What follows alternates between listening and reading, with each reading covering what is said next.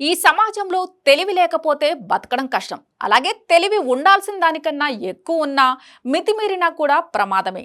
నాకంటే తోపు ఎవరూ లేరిక్కడ అని అక్కడ నిజంగానే లేనప్పుడు అనుకుంటే సరే. కానీ అక్కడ అంతా నీలాంటి వాళ్ళే ఉన్నప్పుడు నిన్ను మించినోళ్ళు లేరు అని ఎదుటి వాళ్ళని తక్కువ చేస్తే ఇదిగో ఇలాంటి పరిస్థితే వస్తాయి. వర్మ స్కూల్ నుంచి వచ్చిన సోనియా ఆకుల బిగ్ బాస్ హౌస్ లో ప్రవర్తిస్తున్న తీరు ఈ విధంగా మారింది.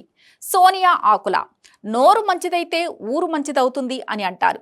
మన ప్రవర్తన సరిగా ఉంటే అనడానికి ఎదుటోడికి అవకాశం ఉండదు. తప్పు లేనప్పుడు తల వంచాల్సిన పని ఉండదు.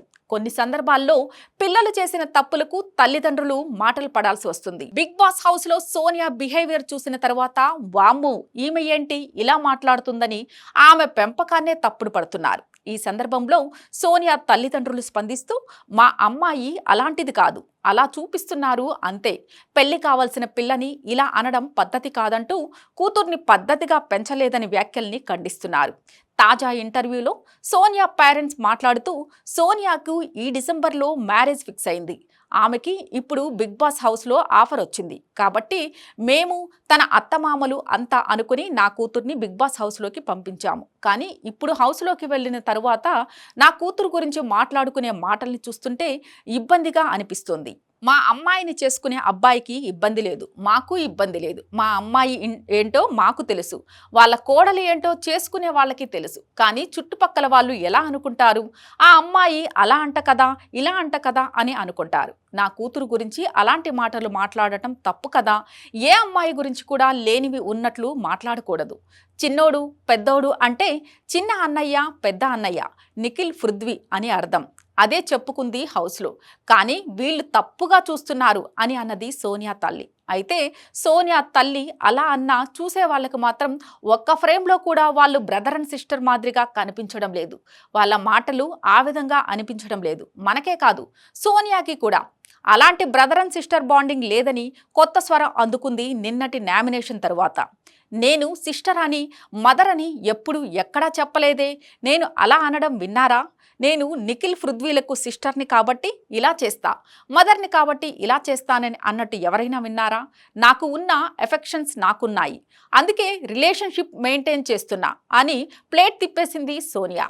ఓసారేమో అర్ధరాత్రి పూట నిఖిల్ పక్కన కూర్చుని ఫ్యామిలీ బాండింగ్ వస్తుందని చెప్పడంతో నన్ను నీ కొడుకుగా దత్తత తీసుకో అని అన్నాడు నిఖిల్. ఆ తర్వాత నాకు నిఖిల్తో కనెక్షన్ కుదిరింది. మా పెద్దన్నయ్య యష్ వండి పెట్టినట్టే అంతా ప్రేమతో ఇష్టంతో వండి పెడుతున్నావు. ఫ్యామిలీ కనెక్షన్ ఏర్పడిపోయింది. అందుకే నిఖిల్ పెద్దోడు పృథ్వీ చిన్నోడు అని చెప్పి బ్రదర్ అండ్ సిస్టర్ బాండింగ్కి తెరతీసి వీళ్ళిద్దరినీ తన వైపు తిప్పుకుంది సోనియా. అప్పట్నుంచి ఈ పెద్దోడు చిన్నోడు ట్రాక్ తెగ మలుపులు తిరుగుతోంది. అయితే చెప్పడానికి బ్రదర్ అండ్ సిస్టర్ బాండింగ్ అని చెప్పినా కూడా వీళ్ళు హగ్గులు ముద్దులు అర్ధరాత్రి ముచ్చట్లు చేతిలో చేయి వేసుకుని నలుపుకోవడాలు కళ్ళలో కళ్ళు పెట్టుకొని చూసుకోవడాలు అలకలు బుజ్జగింపులు ఇవన్నీ చూస్తే హౌస్లో ఉన్న యష్మికి మిగిలిన కంటెస్టెంట్స్కి ఏ విధంగా అయితే డౌటు అనుమానం వచ్చిందో చూసే ఆడియన్స్కి కూడా అదే అనిపిస్తోంది.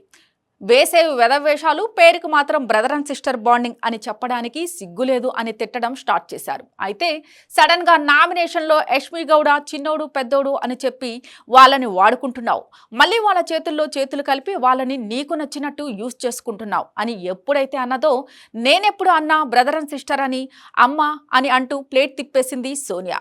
అందరికీ తెలివి లేదు చదువు లేదు అని అంటున్న సోనియా చదువు తెలివి ఎక్కువైతే ఇదిగో ఇలానే ఉంటాయి మరి మాటలు. For more updates, please subscribe to Vibrant.